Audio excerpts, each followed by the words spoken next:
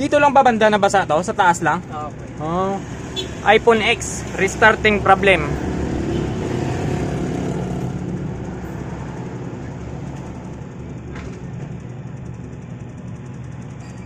Water damage pala ito. So hanggang logo na lang siya. So buksan natin guys para malaman natin guys, no?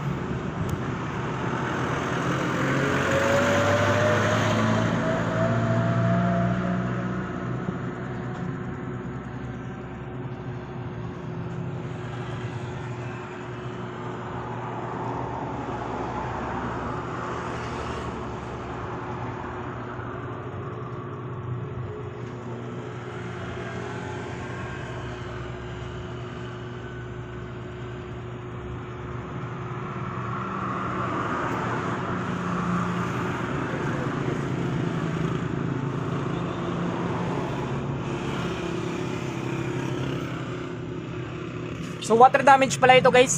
So yung problem ng phone device nito guys ay hanggang logo lang siya guys, no? So subukan natin. Buksan natin ito guys. So ayaw niya magtuloy sa menu guys, no? So, parang nabutlog ito guys yung unit na ito guys. Kasi yung history nito ay galing sa pagkabasa.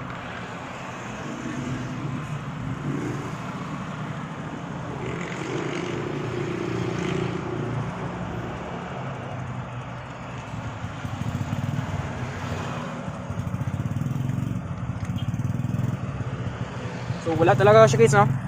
So hanggang logo lang siya guys, no? So ang gagawin natin dito guys ay bubuksan natin guys yung unit nito guys, no?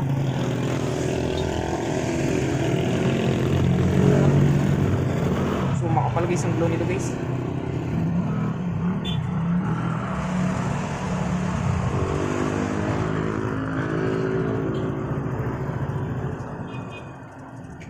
iPhone X, bootload problem, stock logo.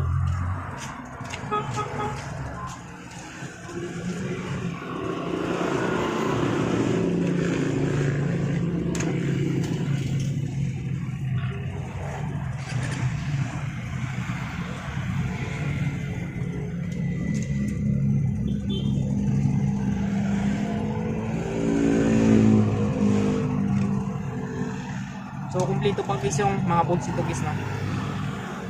So tanggalin muna natin guys yung lahat guys ng mga bolts ito guys.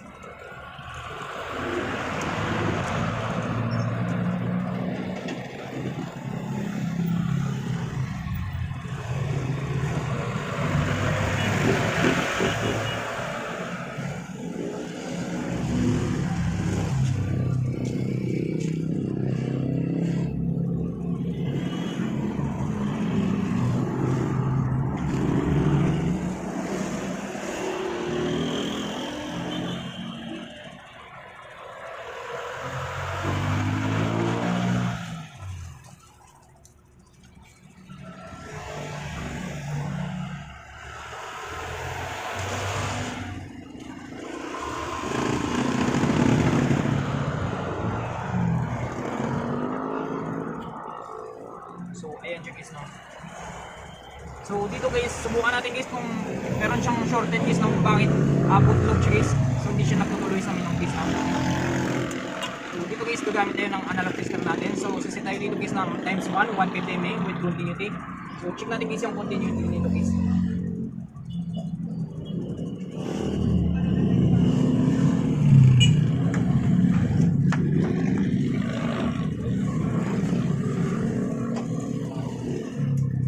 Wala naman siyang shorted guys, no? Yan. So normal naman siya dito guys. Tarlak na pala sila, no? Kanila ako sinama ba? Subukan natin guys ay tatanggalin natin dito kasi dito daw nabasa. Ibig sabihin guys ay possible guys may tama guys sa sensor dito guys, no? So hindi natin kakapit guys yung sensor nito guys. So LCD lang muna, subukan natin. So kapag ito guys ay nag-normal, ibig sabihin guys may tama guys yung sensor nito guys, no?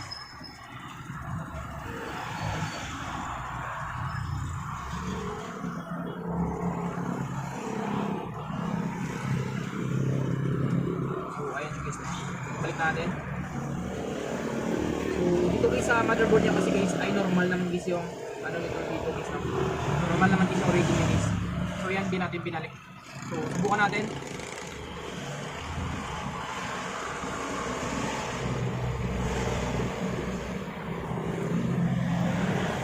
Check natin guys yung rating niya guys. So ayan. So 0.1, 0.3, 0.6, 0.5. So subukan natin kapag mag-normal siya guys no.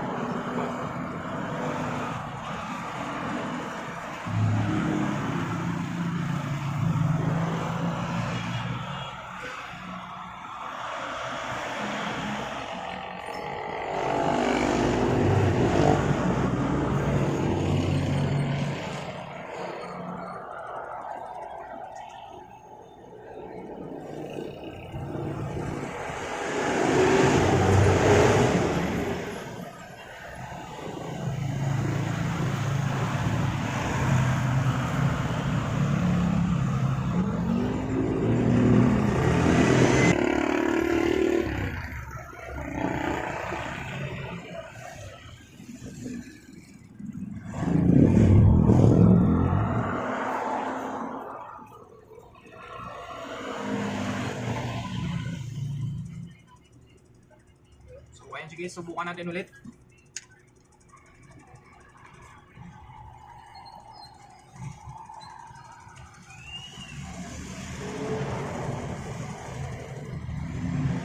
So ayan siya guys no. So kung makita nyo guys ay 1.7 ampere guys no. So normal na guys yung reading niya guys.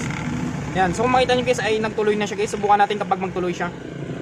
So kapag nagtuloy ito guys, ibig sabihin guys ay sensor guys yung tama nito guys no. Ayan. So 1.7 ampere.